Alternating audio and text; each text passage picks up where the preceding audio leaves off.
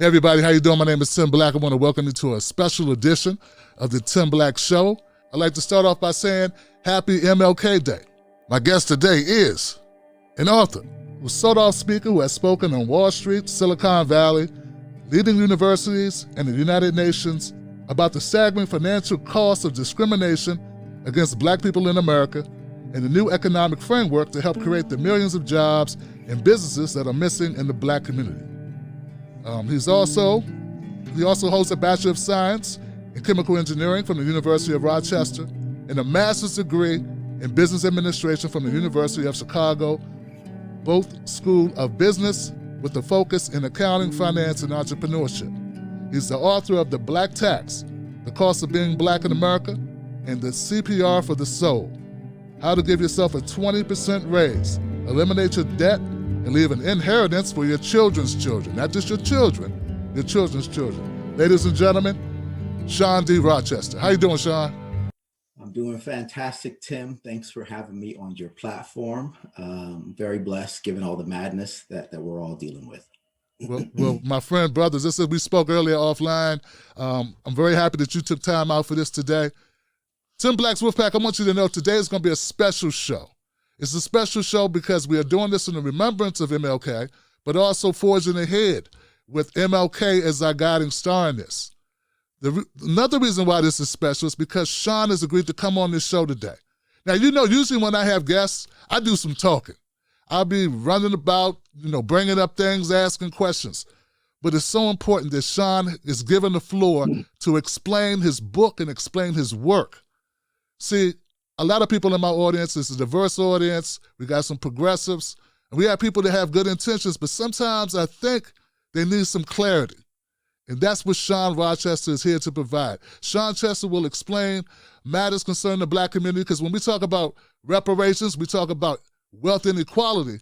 There are things that are happening now from the end of slavery up till today that I don't think get crystallized in such a way.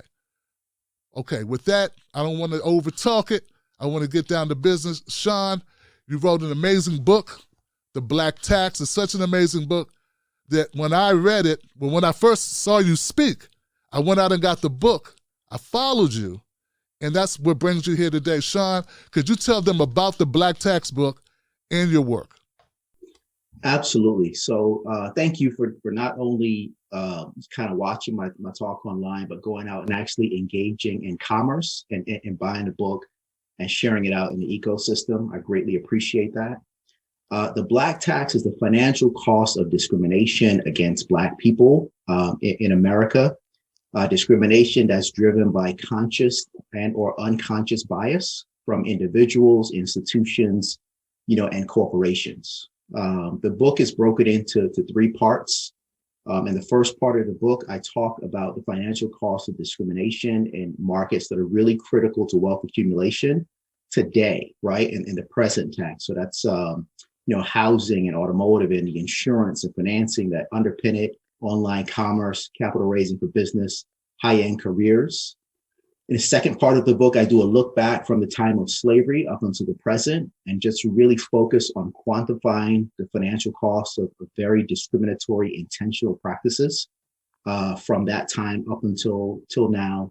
And then the third part of the book, I do a summary of kind of where we are economically.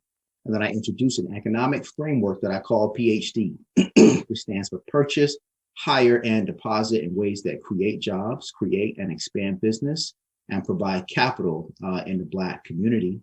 The reason that is so critical is because pre-COVID, we're missing about 6 million jobs across the broader Black community. Pre-COVID, we're missing about 1.4 million businesses with employees, right? You may know that we got 2.56 million Black businesses, but people don't realize that only about 4% of those have employees.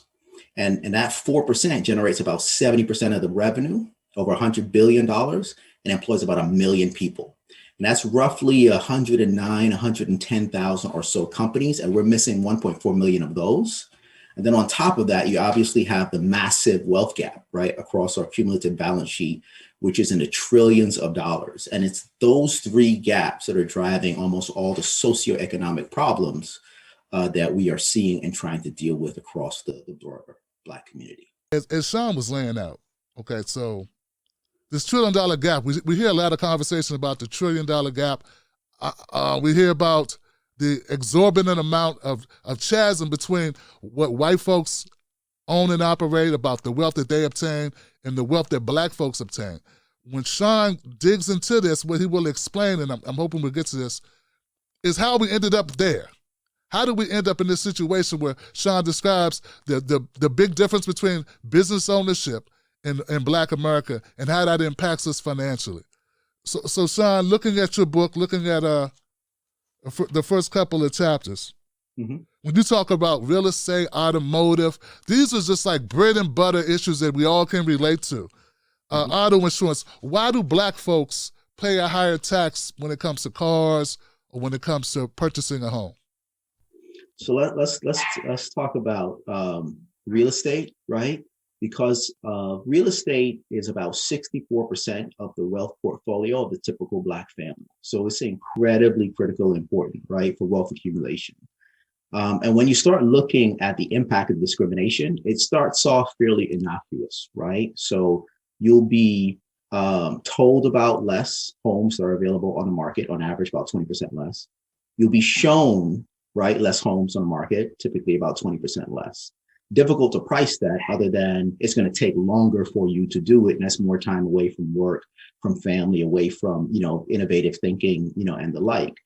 But then as you start to get to a position where you find, the place that could be your dream home, the first thing you're going to do is probably inquire about getting financing, because it's such a big purchase. Very few of us could afford to do that with cash. And it turns out that, when you make those inquiries, if you have a Black sounding name, it can affect the response that you get from those kind of mortgage lending institutions, up to the tune is they can wind up treating you as if your credit is 71 points lower, right? And if you know anything about credit scores, that's a massive, deviation. The other, issue that becomes problematic is typically you're getting charged higher fees, throughout the process.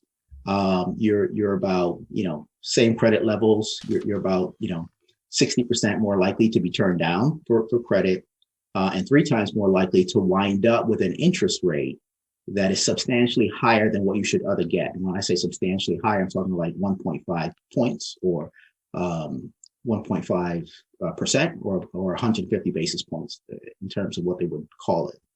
So, and then once you have the home, right, and you're, paying for that, over time, the problem becomes that if you're in a community that's got a high concentration of Black people, right, the appreciation on your home winds up being about 18% less over the long term, right? So you're paying costs on the financing, right, the lack of, appreciation that's associated with it. If you take it across the broader group, it's over a $300 billion impact across the portfolio. So these things add up in a tremendous way. And then I think you have seen and probably already talked about the difference that came up with the appraisals, right? For example, in the family that was down south, that was a biracial family, where one of the spouses was Black and one was white, and you got $140,000 differential depending on who the appraiser thought owned the house, Black versus white. Things that are irrational. Now, if you heard that, we would localize that, right? We would say, well, that's that couple, that's that town, right? It's not truly representative of what's going on, across the landscape. But the data is actually quite different. The levels of anti-Black bias are quite high. And then the issue becomes, how is it manifesting itself across areas that are really critical for wealth accumulation for us in ways that are financially impactful in a negative way, right? And the data is very clear in that. It comes up again and again and again.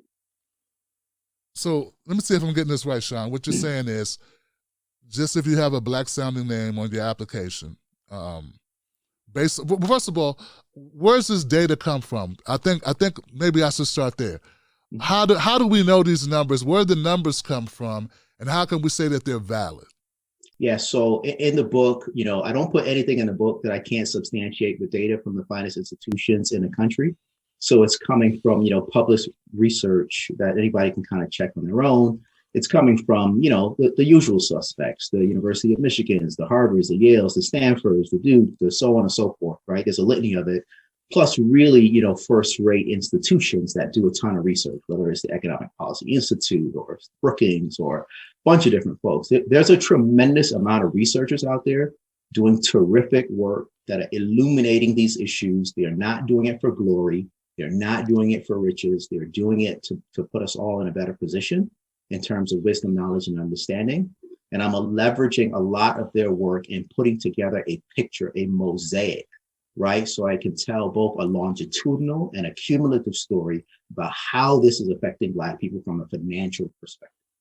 And that's one of the things about the book, ladies and gentlemen, that grabbed me from the outset.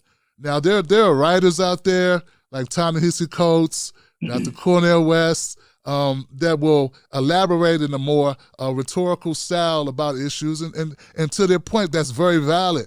But what this book does, I look at it, and I'll correct me if I'm wrong, Shawn, I look at it like you curated all this vital information into one source that you could go to and basically be like, when someone's talking smack to me, I could say, well, hey, this is the reason why Black folks aren't buying homes, and this is the reason why Black folks don't have the wealth that other families may have is based on, well, they're paying more in interest rates to even buy a home, and they're getting turned down for homes at a higher rate, even when they have the same credit scores as a white counterpart. And as Shawn pointed out, this is all done by universities and studies that are well documented, and that's all listed in the glossary of the book. So Shawn, real estate's one area. Another area that struck me, guys, was Shawn talked about automotives. And a lot of us, not everyone can buy a home, though it is said to be the American dream, but most of us will buy a car at some point. Shawn, how does being Black tax us when it comes to automobile buying or purchasing? Yeah, so there were studies where researchers are asking that same questions, right? They want to get a sense of like, what is going on here? Is there discrimination, and is it showing up, right? So, for example, they would create these profile of automotive buyers, right? They would give them scripts. Here's how you negotiate to get a great deal on a car, right? So that they're speaking from the same hymnal, for lack of better words, right? So they've been prepped and prepared. The profile is the same. The only thing different is, one person's Black and one person's white. And they send them out to these different dealers, and then they go out and try to negotiate, pricing. And what the researchers found was that the dealerships were far more resistant to negotiating with the Black buyers than they were with the white buyers, even though you're using the same negotiating tactics, right? You could say, well, one person is a little more sophisticated than another because of environmental and this, that, and the other. It's like, no, here's the same script, right? So we're going to normalize this for racialized, impacts. So what you would wind up seeing is that the price break that would be offered to the white buyer on the first go around by the dealership, right, would be far less than what the Black buyer would negotiate going through several rounds of it, right? So you're just starting off at a better position that this other person's gonna wind up. The other area where bias and discrimination starts to rear its head is that dealers often have discretion in markups on the interest rates, right? So your credit profile may say that you're worthy of X kind of rate, but a dealer may be able to mark it up, right? It's just another way to drive some more profit for the dealership, which isn't fundamentally, a bad thing in any kind of way. The problem is that the markups are substantially higher, right, for Black buyers than are white buyers, and a number of large automotive manufacturers were sued by the Justice Department because of this, right? So the markups in interest rates that they had the discretion to do was substantially higher, right, for Black buyers versus white buyers. Now you got to think about this. You're making these payments over, it used to be 4 years, 48 months, but now that can go out as far as 7 years and 8 years, and even some draconian structures that'll take you out, 10 years, right, depending on how you're financing. That's a significant increase in pricing, right? So you're getting a higher price, and a higher rate to repay. The other thing is if you need a car, right, chances are you're probably going to have 7 to 9 over the course of your life, right? So you could be repeating this process again and again over a lifetime, and that could wind up costing a family tens of thousands of dollars. So it's not merely that discrimination is happening, it's that it's happening and it has a financial impact. It's affecting your cash flow, which means your ability to accumulate resources is going to be lower, which means your ability to pass on resources to future generations is going to be impacted by it. Got it. So once again, we break it down for my people. You go in, you're looking at a vehicle, the salesperson, and now this is all in the book. I'm ad-libbing based on the book now.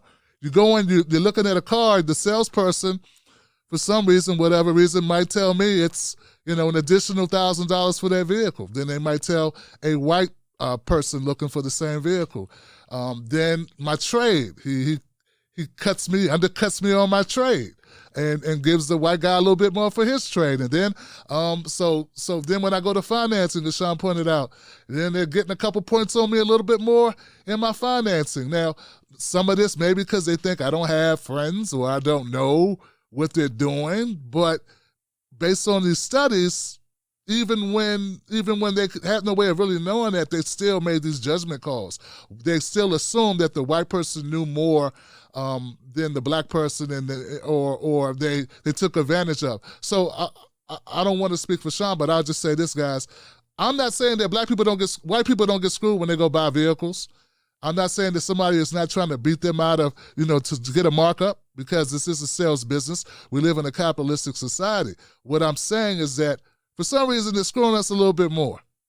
They're screwing black people just a little bit more. Is that correct, Shawn, or in the same ballpark? Yeah, it's correct. Like the data is clear on this. They're isolating for racialized impact.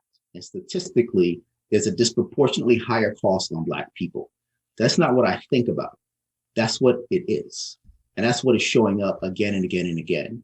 Now you mentioned this really good point, like, well, why is this kind of happening, right? So if we could double back, like when I start off talking about the book, I start talking about, how bias manifests itself and what bias is, right? So bias is a systematic error in judgment, right? It means that you're coming to the wrong conclusion in a consistent way, right? You're thinking somebody is more likely to be a criminal when they're no more likely to be a criminal than anyone else, right? And that can manifest itself in 2 different ways. It can be conscious, explicit, you know exactly what you're doing, right? Or it could be subconscious or implicit, which means you're not necessarily trying to do it, but you're acting in your subconscious mind in this way. So what I start to do is look at what the studies say that these levels are, right? Because that's a fundamental thing that we have to know and kind of understand. So if you go back to like 2012, you had a study done by, Associated Press, a bunch of universities, including, Michigan, Stanford, University of Chicago, and others. And they were looking at what's the level of anti-Black bias across the American electorate, right? So from an explicit, I know exactly what I'm doing perspective, was about 51%. That's 1 in 2, right? From an implicit, I don't mean it, I don't intend for it, I don't know it explicitly that I'm doing this, but I'm still having an effect, is about 56%, almost 6 in 10. These are very, very high levels, right? And then they look at it by party. So it's very clear, right, from the Democrat, Republican, independent kind of perspective across both of those. If you look at work that's been done by, Harvard University, and they've done some terrific work, and they have this online test that anybody can take. It's called this IAT, Implicit Association Test, right? It's a clever way that researchers have come up to really tease out, anti-Black bias. They actually call it automatic white preference, which is just a wonderfully genteel way of saying anti-Black bias, right? So what they are figuring out is the ease or difficulty of you making positive associations with white people and positive associations with Black people, positive associations or negative associations with each group. It turns out that it is much more difficult for people who have anti-Black bias to associate positive things with Black people. It takes you more time, right? You have to have more mental effort to be able to make that association. But when you see a white face, it's a much faster reaction time to it, right? So you have a preference for white people. This is why they call it like an automatic white preference. And they say that automatic white preference is actually indicative of discriminatory behavior, and that this is empirical, which is it's actually in the data and measurable, the presence of it. So you can look at those levels. And then for the millions of people who've taken this thing over many, many years, right, we're talking about 75%, right, of people having, you know, automatic white preference, right, or anti-Black bias. So what we're seeing when you start talking about these studies and the conversations we just had about real estate and automotive and some of the other things is how that is manifesting itself in a commercial transaction, right? That becomes the issue because these bias levels go from high to very high, right? And it's a cross party, it's a cross race. And just to put a fine point on it, these anti-Black biases actually exist within Black people, right? Which is another issue, right? That we could talk about. Yeah, I actually took that test, Shawn. When I ran into that section in your book, I looked it up, and I'm not going to share my results. I was happy. Let's put it this way: I was happy about one side of it, but the other side I wasn't too happy about it. So it's it's different tests that you can take, guys. Yeah.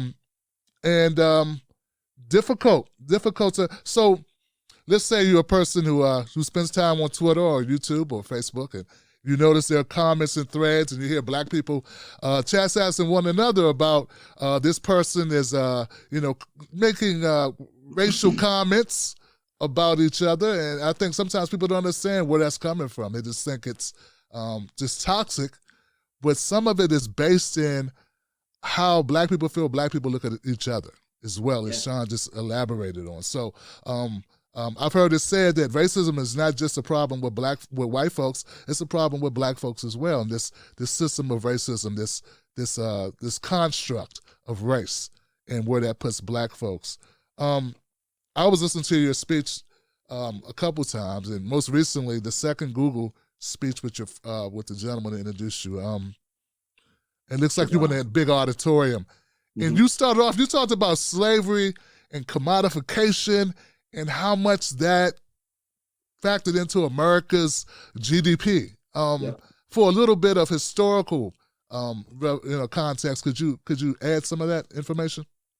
Yeah. So when people talk about slavery, right, they tend to approach it in a very dismissive way.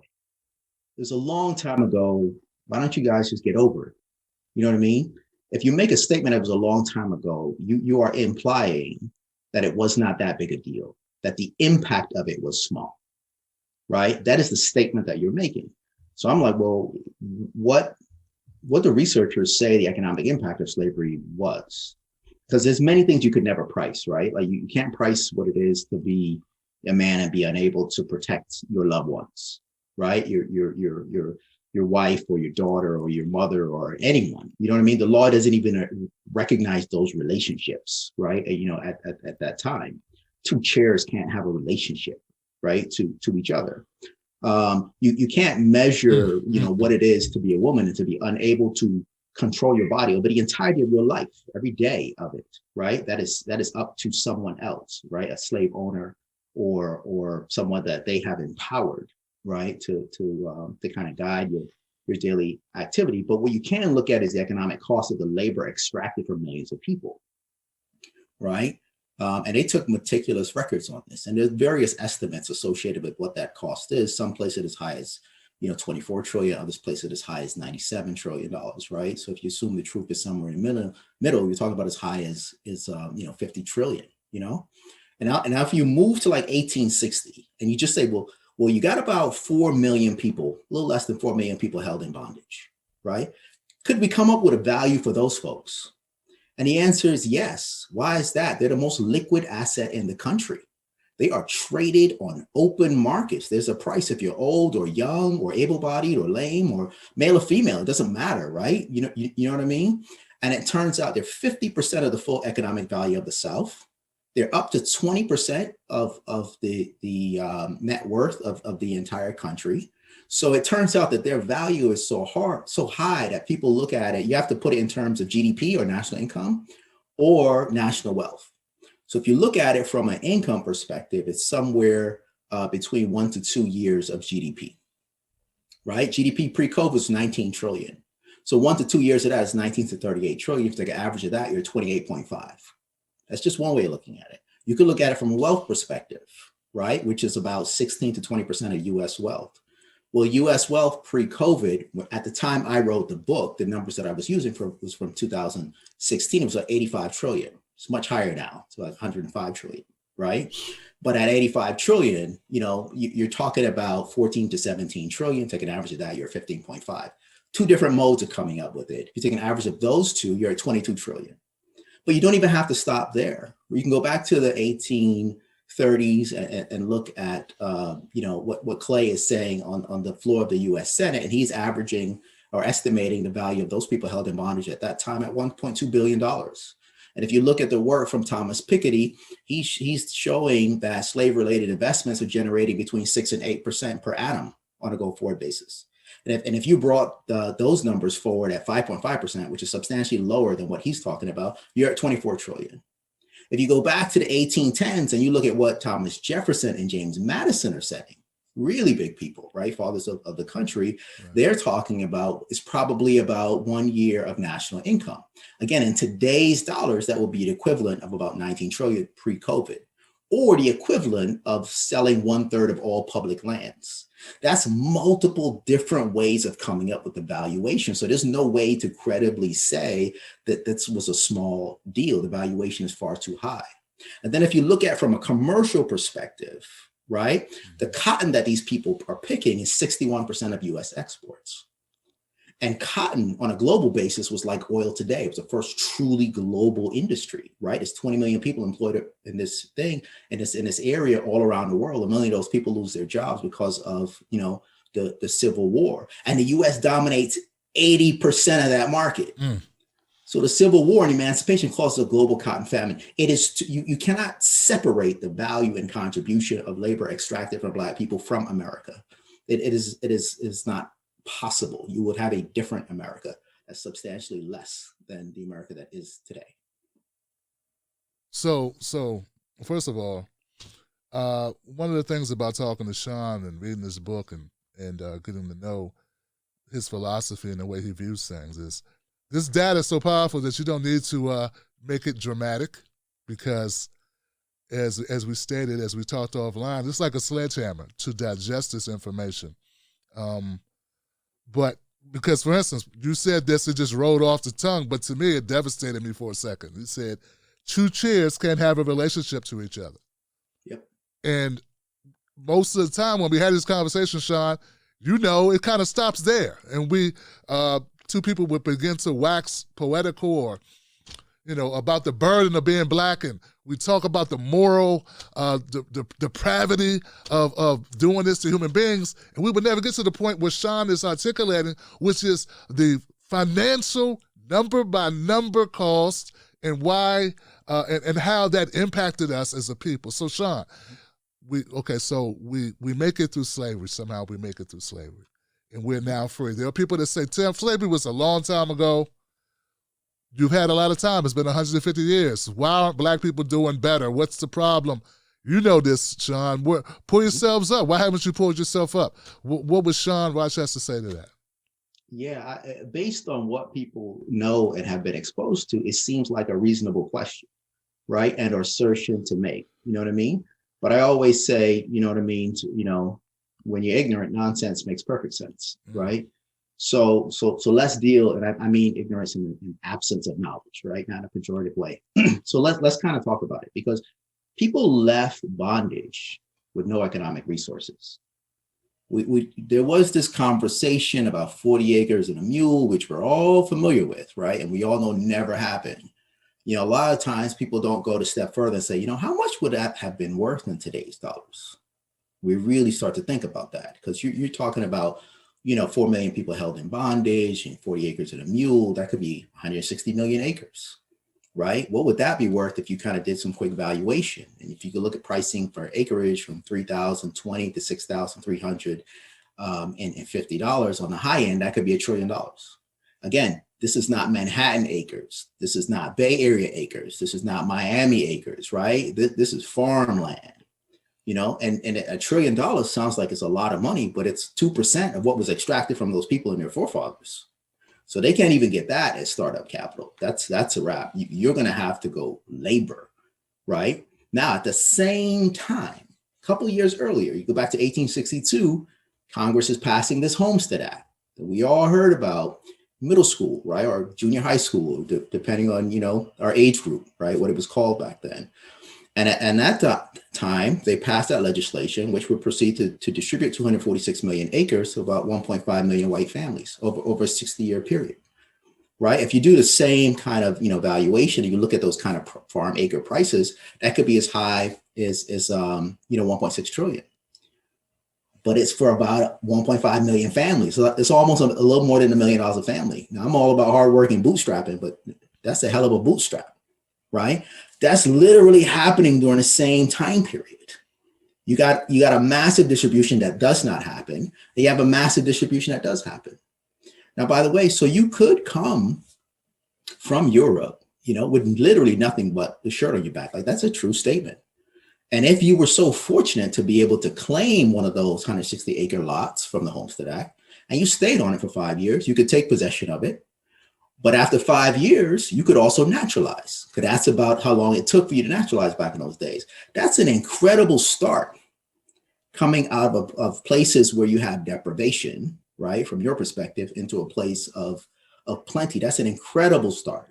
And research says there's up to 93 million Americans that are direct beneficiaries of that massive, you know, giveaway. So you don't have any capital starting out. You're not given the land, right, en masse starting out, and you have to enter into this you know, work construct that's called Jim Crow, right? And what is Jim Crow? Now, one of the things I talk about in the book is I say you have to understand that slavery is 100% tax on your labor. It means nothing that you produce is yours. And not even you are yours, right? Yes. And this construct of Jim Crow was reimposing that upon these people. Now, folks always say, "Listen, I hear what you're wilding out. You're getting hyperbolic. I know these people were poor, but they had something, and you're talking about this 100% tax. That's all crazy talking." I'm like, no. You have to understand that this was a contract, right? Those large mega plantations were broken into smaller lots. Black families would settle on those lots and agree, right, to plant cash crops. And in exchange for all their labor throughout the whole season, they would participate in a share of the crop. That's where the name comes from, sharecropping. Sounds good, but it's a labor contract. And all the terms and conditions are set by the white farmer, right? And these people don't have any resources. And the crop doesn't come tomorrow. It comes at the end of the season, right? So every single thing that you need, tools and clothes and food and shelter and seed, all of it, you have to get it from the white farmer on credit at rates up to 70%. They control your cost structure. But then at the end of the season, they tell you what it's worth. So imagine that, which means they control your revenue. Imagine if someone controls your cost and your revenue. That means they control your profit by definition.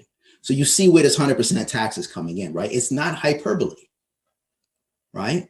And then it becomes, well, I would never take that deal.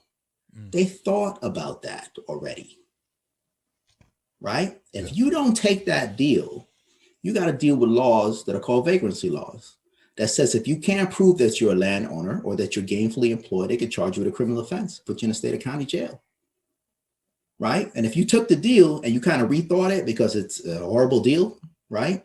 And you broke that contract, they got laws for that. They thought about that too, contract enforcement laws, which means you broke that contract, they can charge you with a criminal offense, put you in a state or county jail. And if you said, you know what, fine, lock me up, I'm still not doing the work. They thought about that. And that's where convict leasing comes in, which means that they will lease you back out to the same white farmer, private corporation that you don't want to work for in the first place. And what you have to understand about that are mortality rates or death rates are approaching 50%. That's a 1 in 2 chance of death under those circumstances. They don't care about your future. They only care about what you can do under the contract terms, 8 months, 6 months, 16 months, whatever it is. not about you at some point in the future. Mortality rates are extraordinarily high, but these practices are extraordinarily profitable, right? So these are the things that people need to understand. It doesn't last for like 3 or 4 years. That's going on for another 75 years. We're millions of Black people. Like, how do you accumulate wealth? If you want to blame the Black person, the Black family, the Black sharecropper, like, how do you accumulate wealth under those circumstances? And oh, by the way, 4,000 Black people are executed publicly by their fellow citizen during that period of time. You are looking at the penalty of death, right? If you raise up, against that. It isn't Hollywood where you can just parachute in and be like, it would be different if it was me, right? This was designed and it was intentional and it was hermetically sealed. This was a horrible time. So how do people accumulate wealth under those circumstances, right? Wealth that resonates into the future, the absence of which people are dealing with today. You know how many millions of Black people whose families and great grandparents and whatnot were in that sharecropping structure, working their tails off every day? This wasn't about lack of hard work and stick-to-itiveness. This was about being put in an environment where the yield on your hard work is next to nothing. 93 million Americans are direct beneficiaries of, wow. I'm sorry, man. This is really gripping stuff for me, man. In fact, the book is brief, right? But it's so impactful. As I read this book, I had to stop at certain points, Shawn, because I had to ruminate on what you were actually saying. Because, he didn't get fancy. He just tells you what it was. People will put back on I did a video, Shawn. I'm a little tongue-tied. I did a video about this, and I said, I equated to buying a car and renting a car. Okay, so when we were slaves, they bought the car. Yep. And now they own the car. And they have a vested interest in keeping the car running because they don't want to have to keep buying cars. But when convict leasing came about, they're renting a car. And we know how people treat rental cars. Yep. They dog rental cars because they're only worried about it that weekend or that couple of weeks when they rent it. They could care less about the quality of the car when they return it because they're not going to get fined for it. Mm-hmm. Okay. Also, as slaves, rich people own slaves, right? But when you can rent, anybody can rent. Like, people with more meager means could rent. So Absolutely. Now we get into another, and I'm not saying that makes people better people because they have money, but I am saying that there's a different class of individual that may be renting people, so to speak. And that sounds horrible to even say, but it's the reality. Just to piggyback of what you just said, right? If we look at the work of Juliet Walker, the estimates are that somewhere around 25% of people, were slave owners.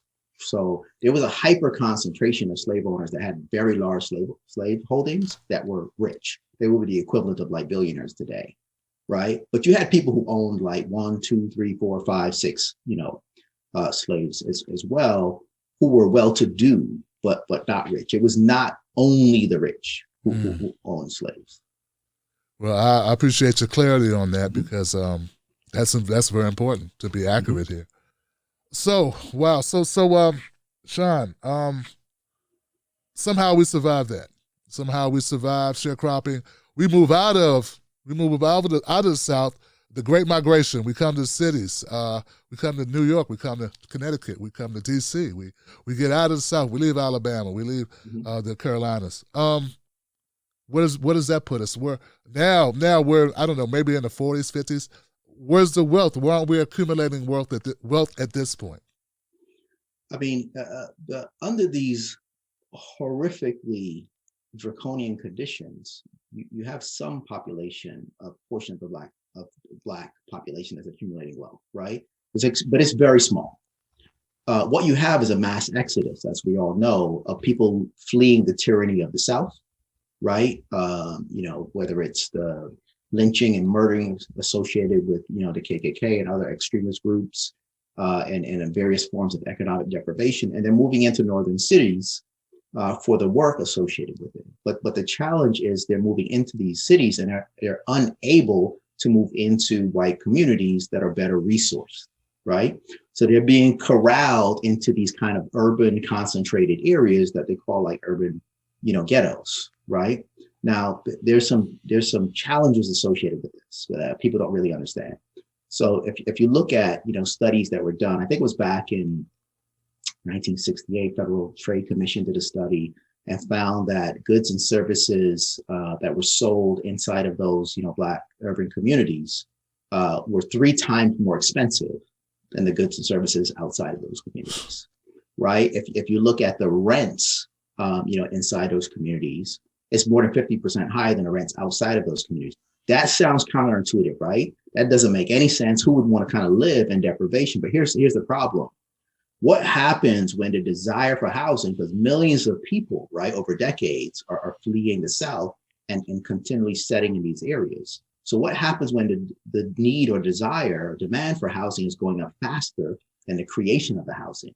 The adjustment is that the price goes up, right? So the price of rents actually go up. So it's even more expensive.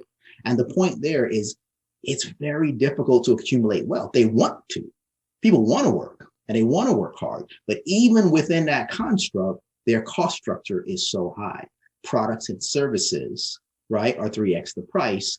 A lot of it is being done on credit at very draconian levels. And even the rents in these less desirable areas are far more than outside of it, right? And this becomes extraordinarily problematic.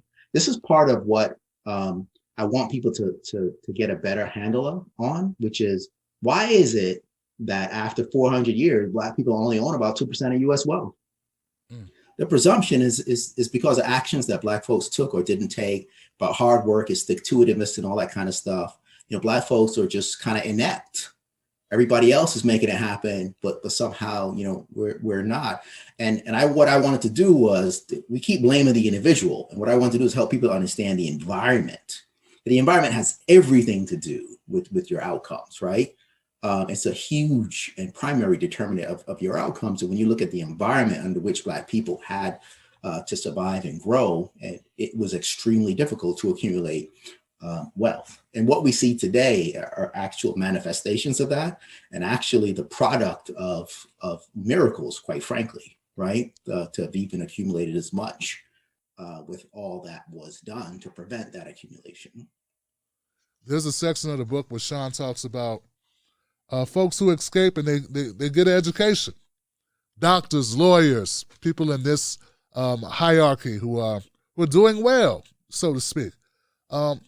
Shawn, could you elaborate a little bit about your the studies about lawyers, for instance? Because you would think, because common sense would say, hey, lawyers are doing great, they're doing well, and if you're a Black lawyer, hey, Johnny Cochran, and I'm sure that you're raking in the dollars, but Shawn puts out some information here about lawyering that is very troubling, to say the least.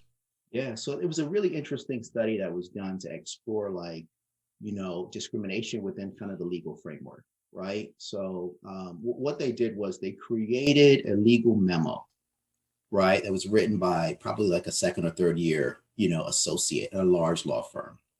And they inserted errors into the memo, right? So errors in fact, analysis of the fact, technical errors, spelling, grammar, so on and so forth, right? 22 in all.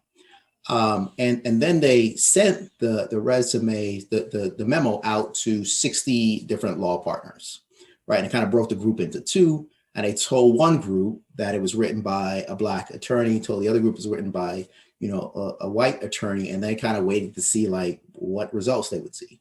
So when partners, right, thought the memo was written by a white attorney, it turns out they gave it like a score of about 4 out of 5, right?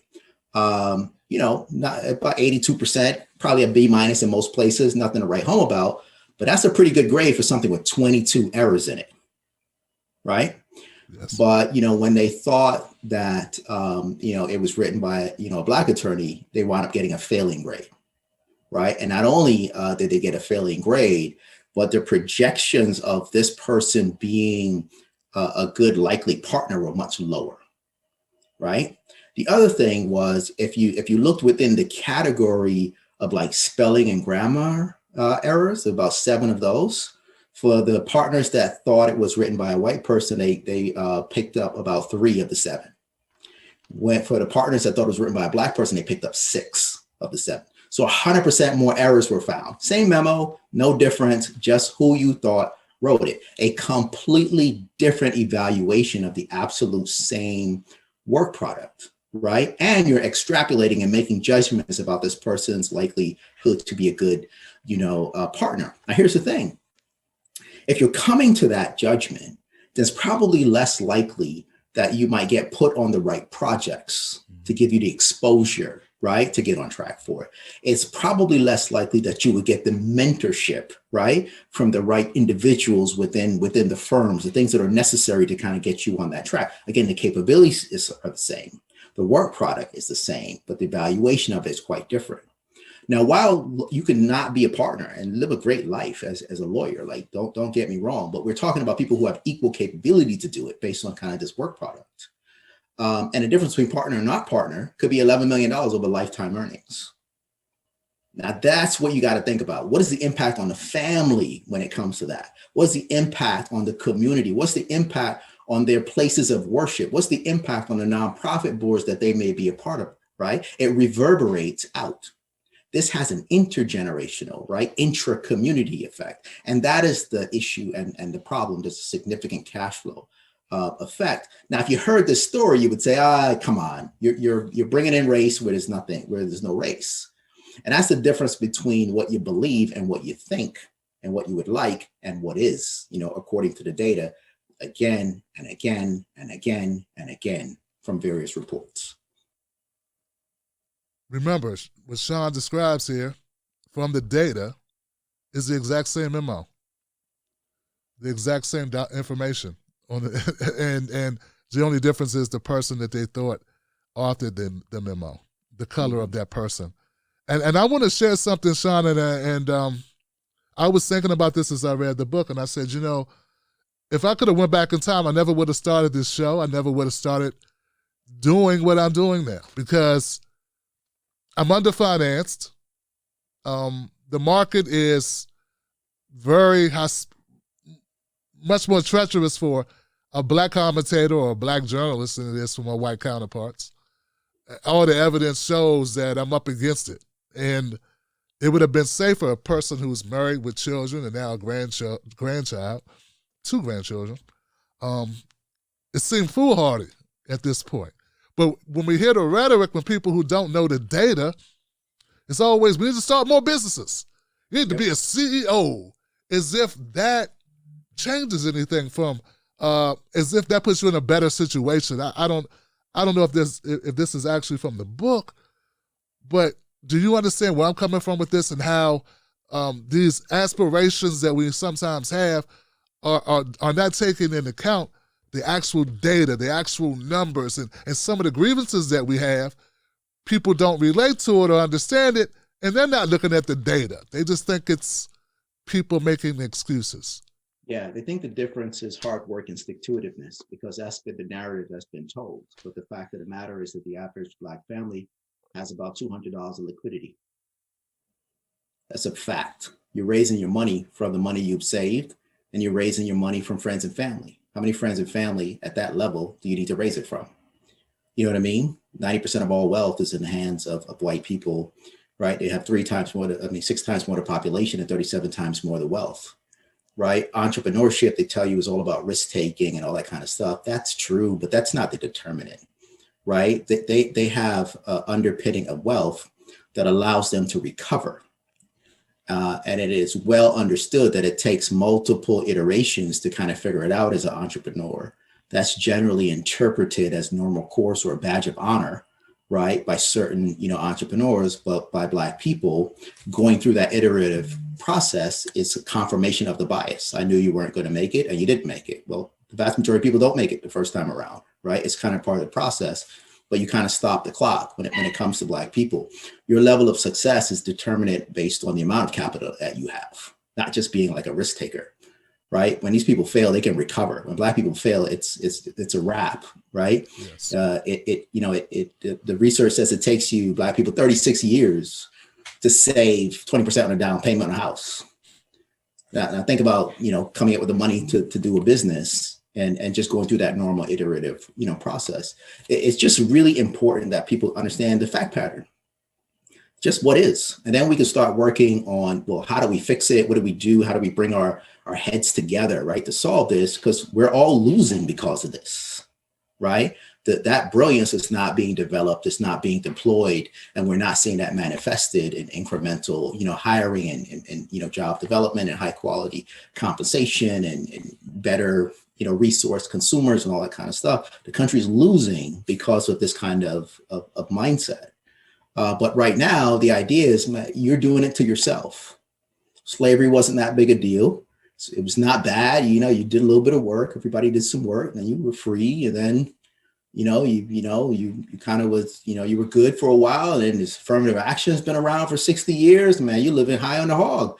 I wish I had what you had. I mean, there's this, absurd kind of statements. Again, when you're ignorant, nonsense makes perfect sense. And the idea is like, let's bring in some knowledge and some information. I know you don't know, because even though we go to communities with different levels of resource in our school system, the curriculum's the same.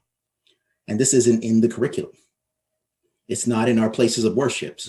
It's not in the post-secondary, right, institutions. You got to go look for it. And it's in hundreds of different sources. So I had a different way of thinking about it, because I know I'm not the first person to really think about this stuff and have this conversation. We've been having this conversation for 153 years, but yet we're at 2%. So my focus was, how do we look at it differently? So I don't want to talk about the civil and the social, because those are symptoms of economic depravity. First, second, third, fourth, and fifth is economics, right? And the idea was always, if we focus on the civil and the social, the economics will work itself out. That does not happen in a capitalist society, right? That's the guaranteed mode for failure, right? You got to solve the economic issue. A person's ability to effectively discriminate against you is proportional to the capital difference between the two of you. Power. Right? Again, it's not opinion, it's not this, it's not that. If we flip the script, it's got nothing to do with race. If I put you in a situation of high poverty, your outcomes are going to be extremely limited. And I can be very, very detailed and specific about that. If you come from an area of persistent poverty, you are 99% less likely to graduate with a 4-year degree. That's regardless of race. Is that Black people are 10 times more likely to be exposed to that. There it is. So what are we going to do about it? Right? Once you start blaming the individual, we start realizing how much the country is losing. Not just how much Black people lose, because Black people are losing a hell of a lot, right? But the whole country is also losing because of this. There's also, let me just jump in, Shawn. It's also an incentive to make this about the individual, because then on the government to create programs that impact and reverse this problem. But as long as Republicans or Democrats, Republicans to a larger extent, but Democrats as well, make this about personal responsibility, work six, all this jargon, redlining. It's not about job discrimination. Acres in the mill. It's not about convict leasing. It's not about mass incarceration, which are all government-led. So whenever I discuss race, I try to discuss it from a systemic point of view, because it's not just, as I stated before, the racist woman in front of the Walmart losing her cool using the N-word. Like that's not even the mark of where we need to be looking for a remedy for the situation. Yeah, what you're saying is, let's put it in context. The individual is operating inside a system that is reacting to them. There's plenty of people who are getting economic benefits that didn't ask for it, that have not given permission, and quite frankly may not agree with it, but it's not designed based on your permission. It happens regardless. So that's the issue. The issue isn't just like, are you working hard? It is, what is the yield on your hard work? And the yield is actually quite different. We can work incredibly hard in a desert. And the question is, how many bushels of corn are you yielding? And you could be making miracles happen and yield 1 bushel. And somebody could be doing incredibly hard work in that rich, deep, amazing soil, right, in the Midwest and produce 100 bushels. The conclusion you'll come to is this guy's a crappy farmer and this guy's an amazing farmer. When you ignore the impact of the environment, you always come to the wrong conclusion, right? And that's all I'm saying. Take context, take environment into account, right? Who you know, when you know, and the amount of resources and opportunities in your environment has everything to do with your level of success. Are products of the environment. They rarely ever overcome it. The only people who are expected to overcome their environment are Black folks. Shawn Rochester, where should people go to get a copy of this book like I did? So the book is available on our website, www.blacktaxed.com. It's also available on Amazon. So if you like to read it within your Kindle, it's available in Audible. So for all my audiobook listeners, I'm a big audiobook person. So I've heard your request loud and clear. So now it's available on all channels. At one point, it was only available on our website. And just to let people know, like when I talk about this philosophy of PhD, purchase, hire, and deposit, ways to create jobs and business and capital, these are things that we apply, right? So, I went out and I got great high quality Black editors and designers and, the whole book designers, interior book designers and website build and all that kind of stuff so that, we're creating opportunities for people who are being, often receiving less utilization and less compensation for their skill sets. And it's just practicing PhD. So when you buy that book and you make that investment, you're investing in a lot of people, right? And an ecosystem as well. And that's a lot more rare than we all realize, right? So. Yes, it is, sir. Yes, it is. Folks, I can't explain the impact that this has had not only on me, but also on my wife. It's a great read. My brother's also. My brother came by, Shawn, my younger brother, and he saw the book on my desk. He's like, "What's that?" And I told him. He said, I got to go pick that book up." So it's been out a couple of years, man, but I think it's something that should be required reading for anyone who wants to truly understand where we are. And we didn't get to it because it's so much information ahead. Shawn covered so many topics, but he does talk about remedies. He does talk about what we can do about the Black tax, and that's in here as well. So it's not just an explanation, but also a path forward and action that folks can take. And this is also a part of the Good Steward Financial Empowerment Series that Shawn Rochester has authored. So, Shawn, brother, I want to thank you once again for coming on and spending some time on MLK Day. I really appreciate you. Tim, thank you very much for reaching out, for getting the book, for sharing out, for engaging in commerce, which is part of the solution. Too often, we don't do business with each other. And quite frankly, that's how we demonstrate anti-Black bias, right, amongst our group. We got to have a standing desire to do business with each other, right, and to have others do it. So I greatly appreciate that. I thoroughly enjoyed the conversation, right, and I look forward to keeping it going. Absolutely, man. All right, now, guys, that's it. I'll see you soon. I got a show coming up in a couple hours. I'll be back here on the Tim Black Show. That's it for me. We'll see you next time. As a person, he was not looked upon as a human being with the same status and worth as other human beings. And the other thing is that human beings cannot continue to do wrong without eventually rationalizing that wrong. So slavery was justified morally, biologically, theoretically, scientifically, everything else. And it seems to me that white America must see that no other ethnic group has been a slave on American soil. That is one thing that other immigrant groups haven't had to face.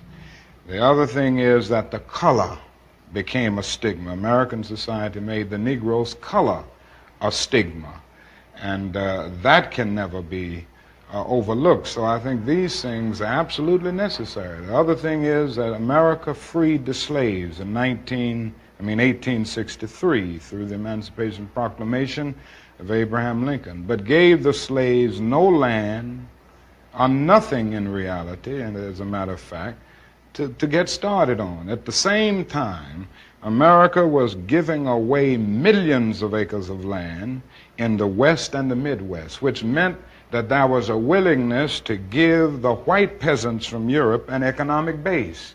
And yet it refused to give its black peasants from Africa, who came here involuntarily in chains and had worked free for 244 years, any kind of economic base. And so emancipation for the Negro was really freedom to hunger. It was freedom to the winds and rains of heaven. It was freedom without food to eat or land to cultivate, and therefore it was freedom and famine at the same time. And when white Americans tell the Negro to lift himself by his own bootstraps, they don't look over the legacy of slavery and segregation. I believe we ought to do all we can and seek to lift ourselves by our own bootstraps, but it's a cruel jest to say to a bootless man that he ought to lift himself by his own bootstraps. And many Negroes, by the thousands and millions, have been left bootless as a result of all of these years of oppression and as a result of a society that deliberately made his color a stigma and something worthless and degrading.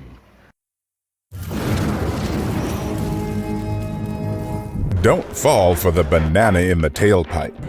Don't be fooled by corporate media talking heads misleading the people. Get your news and information from an entity that keeps it real. Tim Black. Tim Black is the host of The Tim Black Show. Independent news that leaves you informed, inspired, and sometimes entertained, but always in the know. Go to timblacktv.com and sign up today. The Tim Black Show is news for people who can't stand the news. See you there.